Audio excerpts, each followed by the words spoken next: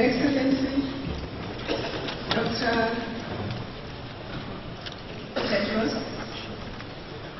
Minister of Foreign Affairs of the Federal Democratic Republic of Ethiopia, and Chairperson of the Executive, Honorable Ministers, members of the Executive Council, Your Excellency, Dr. Lopez, Executive Secretary of UNECA, Your Excellency,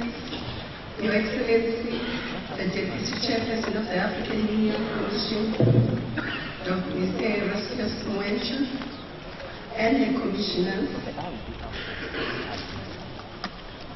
Your Excellencies, Ambassadors, members of the PRC, Your Excellencies, members of the Diplomatic Corps, and representatives of international organizations, and all our partners, distinguished invited guests, ladies and gentlemen.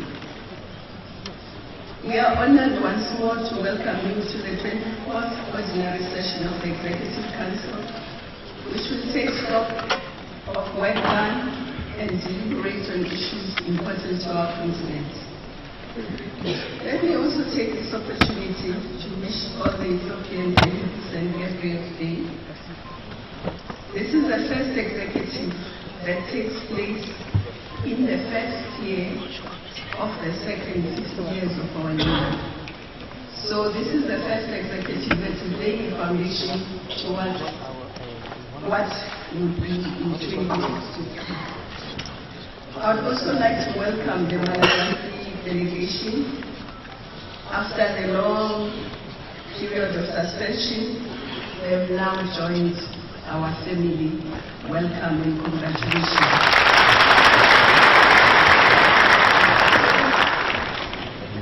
Having just concluded our anniversary year held under the theme Pan-Africanism and African Renaissance, we are looking towards the future, a future we are building today.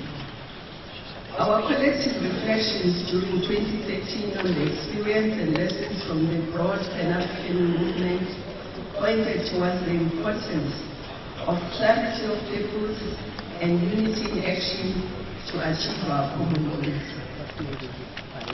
As that eminent Pan-Africanist who sadly left us last year, Nelson Mandela used to say, I quote, "It is impossible until it is done." And I'm sure we can do the impossible. During 2013, we're not only looking back, but we also look towards the future and what must be done to realize our vision of an integrated, prosperous and peaceful Africa, driven by its own citizens and representing a dynamic force in the world. We did this through our consultations on Agenda 2063 and posing the question to Africans from all walks of life and formations, what Africa do we want? How do we build this Africa? And lastly, what role will you play towards the realization of this dream? Excellencies, we just emerged from the wider retreat of the Executive Council, which we will report on during the course of this ordinary session. Our foreign ministers during the 3 days of spirited engagement also grappled with these questions. What is the Africa we want and how do we build it? The AU Commission and the various AU organs and committees in reports to this summit on our work during 2013 will no doubt respond to the questions of how we contribute towards the building of the Africa we want. The Executive Council at this session will of course elect new members of the Peace and Security Council or recommend, and the African Union, it will also discuss the various items proposed by member states. Excellencies, ladies and gentlemen, fellow Africans, look ahead towards 2014. which indeed is the first of the next 50 years of our union.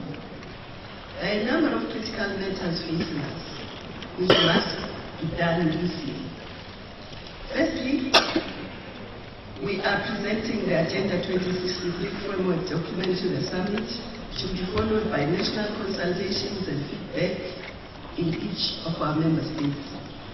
In addition, we should also complete the technical work on the framework, further consultations and widespread popularization of the framework. On behalf of the Commission, we thank everyone who, during 2013, responded to the call of defining the Africa we want. From the Girl Guides to the All Council of African Churches, business persons, young people, women, trade unionists, students, intellectuals, and the list goes on. There is still a big window of opportunity for further input. We are again calling on all Africans and peoples of African descent in the diaspora to contribute to this call of defining the Africa they want. We must ensure that by the time the summit in July adopts the framework, it reflects views from all countries and sectors of our continent, and that Agenda 2063 indeed becomes our lodestar of action. Excellencies, 2014 is the year of agriculture and food security. And we shall also mark the 10th anniversary of the adoption of the Comprehensive African Agricultural Development Program, CAADP. For Africa to ensure sustained and inclusive growth of 7% and higher, agriculture and agro-processing are critical. Since it constitutes a large part of the GDPs of our continent, the CAADP goals of increasing agricultural investment and productivity, of growing agro-business and value chains, of expanding infrastructure, skills and research for agriculture are all part of what needs to be done for this year. We must also take practical steps to ensure that Africa has a greater say on the pricing of our agricultural goods and other products. In particular, we will take special measures to ensure that women, who are the largest part of the agricultural workforce and food producers, have access to training and capital and are supported to form cooperatives, marketing structures, and agri-businesses. Without this push, we will not succeed in this much-needed African agrarian revolution. The Commission will therefore, during this year, in all of its work that it does, focus on these matters, working with other continental bodies such as the UN, UNECA, and the African Development Bank, with the regional economic communities, member states, and civil society and others. Excellencies, Africa during 2014 will continue to carve its rightful place in the world. In this regard, we have important partnership meetings coming up, many of whom have on their agenda matters critical to Africa's transformation. Top of the agenda, of course, is the matter of trade and the economic relations between Africa and the rest of the world.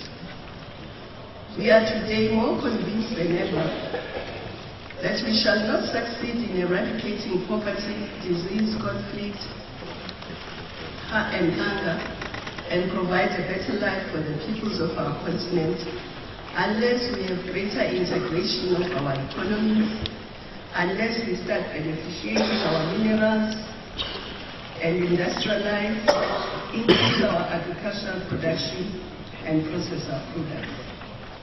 Our partnership with the world must therefore enhance rather than undermine these priorities. During 2014, we must vow to remain united in our common approaches and not allow individual countries to be isolated or intimidated into signing agreements that are against integration and against the interests of our people and development. The proposals, our common African positions on the post-2015 development agenda, as well as sustained development goals, and reports on the Bali round of trade negotiations and the Warsaw COP19 will also serve before the summit.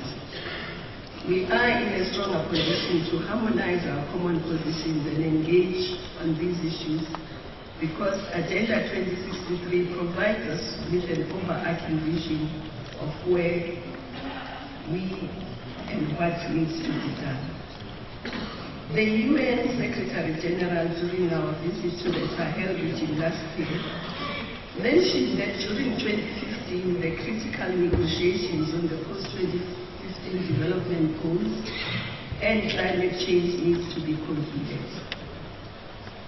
We must, as Africa, vow that we will have a strong voice in these negotiations, and we must prepare and mobilize our citizenry and our civil society to strengthen the African voice and position.